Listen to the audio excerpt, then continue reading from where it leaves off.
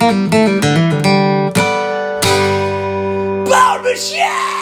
are in Yeso, New Mexico, and it is windy. Let me tell you about this place out there, further than you could have ever imagined. West of Fort Sumner, New Mexico, the landscape flattened into a quiet, infinite stretch of high desert prairie. And just when you think you've reached the edge of nowhere, a scattering of hollowed out buildings rises from the dirt. You have found Yeso, New Mexico, a place you've never heard of, a place that barely exists in the history books, but one of the coolest, fullest, and biggest ghost towns I've ever been to.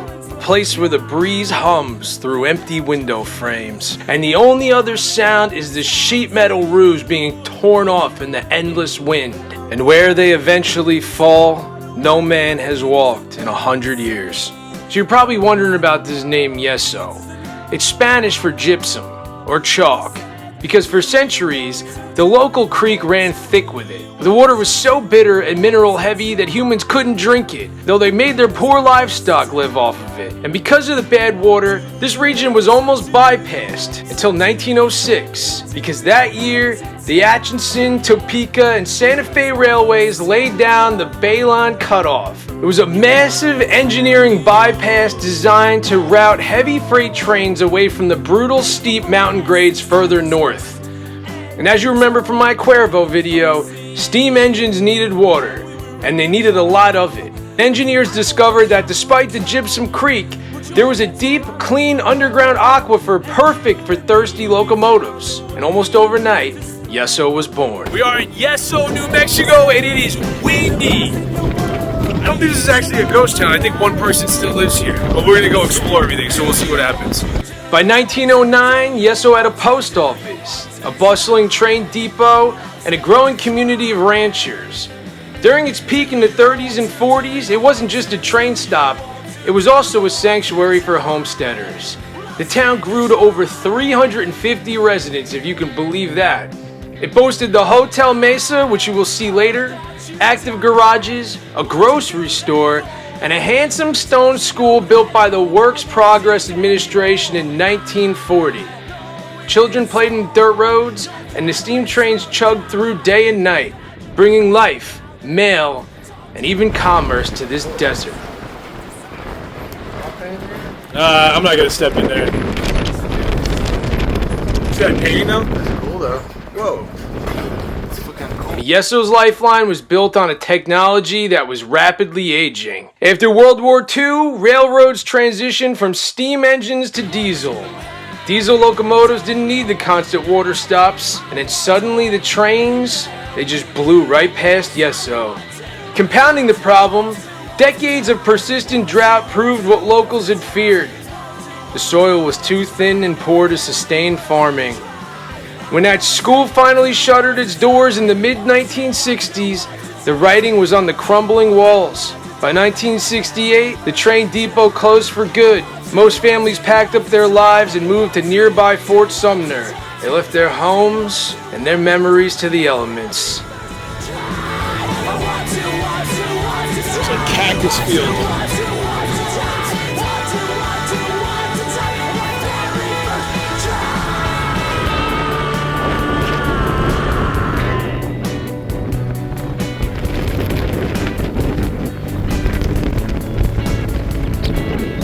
You think that's a private road right there?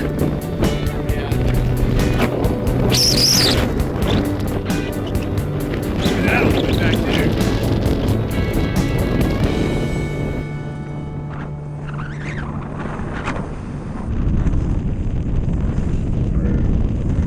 Hell yeah.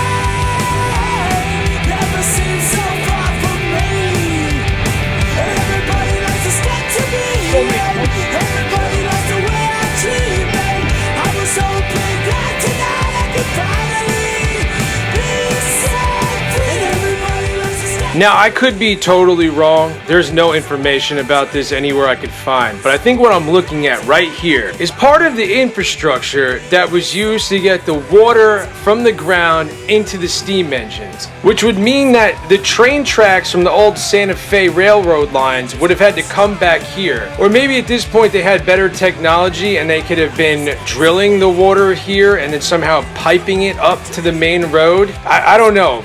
I couldn't find any old train tracks back here, and it's possible that the new rail lines just put new tracks down over the old ones. I originally thought all that piping and holes in the ground were some kind of sophisticated sewer network, but this all looks too primitive, and I didn't see any pipes or anything in the houses. So I have a feeling that was part of the old railroad to pour water into the steam engine locomotives.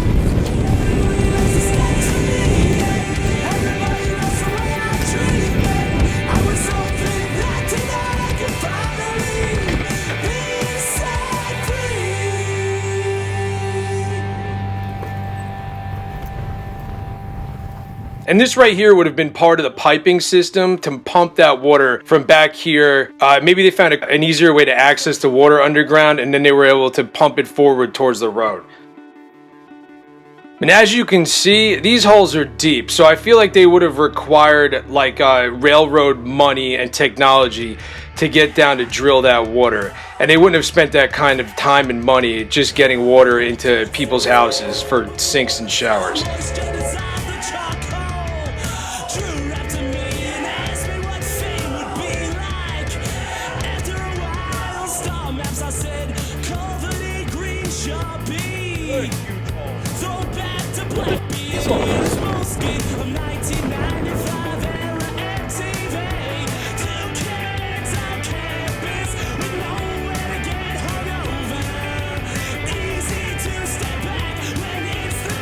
See that other hole right there?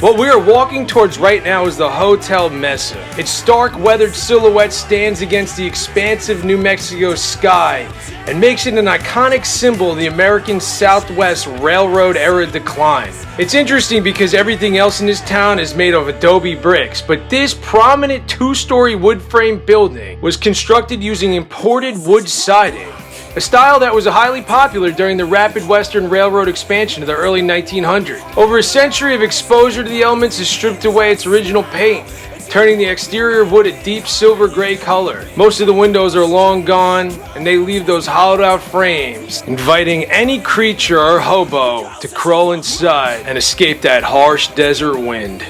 After this place concluded its life as a hotel, it became a quirky, off-the-beaten-path roadside stop for motorists traveling down US Route 60. Holy fuck, it's windy out here!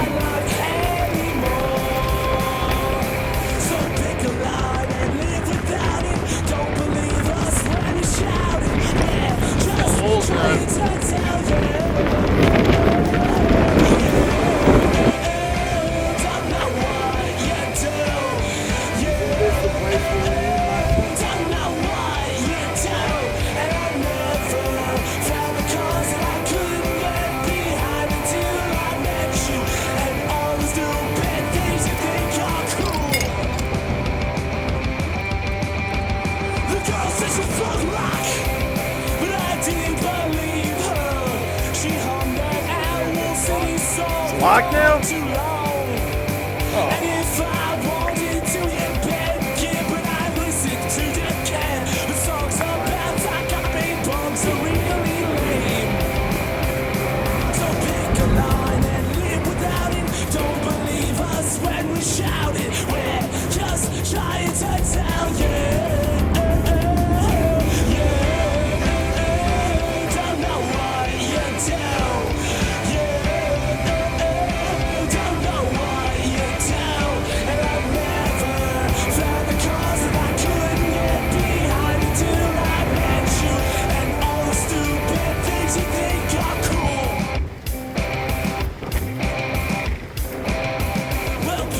The other significant and bittersweet landmark of Yeso is the WPA school. I'm pretty sure we passed it on the way into town. I cannot find any information about where it definitively was, but I think it was this building we passed on the easternmost part of town, and I will play that video right now.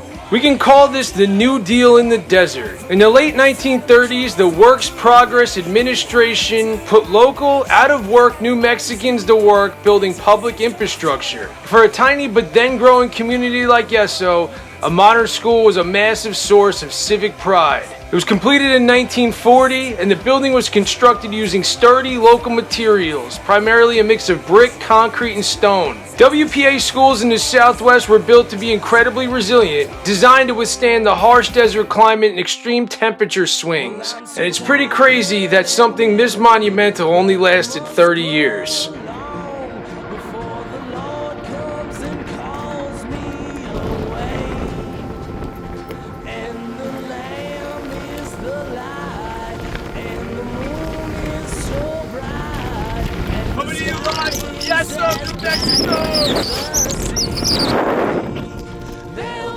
Today, Yeso is a hauntingly beautiful, quiet monument to the railroad era. The old two-story hotel still stands. It's wood-weathered to a deep silver gray.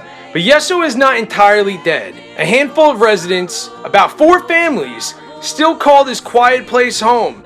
And in a charming twist of fate, Yeso somehow still has an active, tiny U.S. post office operating right in the middle of the ruins. It is truly a ghost town with a pulse, refusing to be completely forgotten, and reminding us of a time that we conquered from sea to shining sea, and how far we have since rolled back.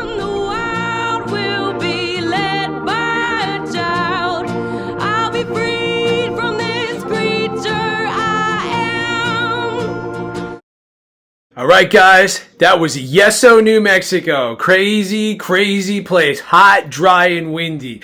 Real quick, my new book, Rainbow Road, has been out for less than a month, and I want to thank so many of you for picking it up and buying it. The shows have been packed. The book's doing well. Thank you so much. It's linked in the bio. It's $10.99. Check it out if you're looking for something to read. Alright, I love you. Peace.